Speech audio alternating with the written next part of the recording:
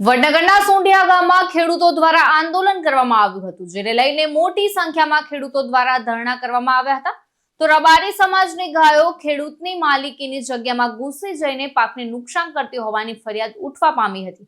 ત્યારે આ બાબતે ખેડૂતો ધરણા ઉપર બેઠા હતા, જે બાબત વડનગર પીઆઈ એચએલ જોશીને ધ્યાને આવતા ખેડૂતો પાસે ફરિયાદ લઈને આગળની કાર્યવાહી હાથ ધરવામાં આવશે જેવા આશ્વાસનથી ખેડૂતો દ્વારા આંદોલન સમેટાયું હતું. તો વડનગરના સોંઢિયા ગામમાં ખેડૂતો દ્વારા આંદોલન કરવામાં આવ્યું હતું, જેને લઈને મોટી સંખ્યામાં ખેડૂતો દ્વારા ધરણા કરવામાં આવ્યા હતા.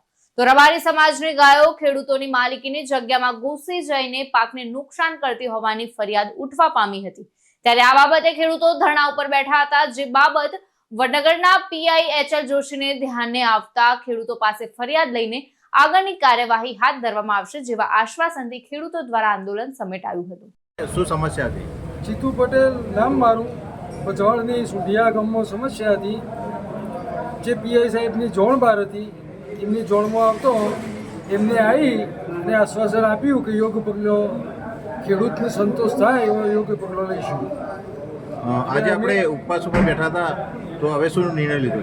એટલે ઉપવાસ કાલ 7 સુધીની એમને પીઆઈ સાહેબે મહેનત આપી, મોહલત આપી છે કે કાલ 7 સુધીમાં આની કોઈ પણ જાતની કાર્યવાહી પૂરી કરી દઈશું.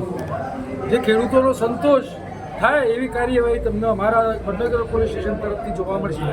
જે પીઆઈ સાહેબની જાણ બહાર હતી, ઘટના ભજવાળની ફરિયાદ વડનગર પોલીસ સ્ટેશનમાં નથી લેવાતી એ બાબતની હકીકત હતી. એને પીઆઈ સાહેબે આશ્વાસન આપ્યું છે કે કાલ 7 સુધીમાં આ વસ્તુનું બધું નિરાકરણ આવી જશે. વસીમ મંસૂર સાથે ચક્રવાત ન્યૂઝ, વડનગર.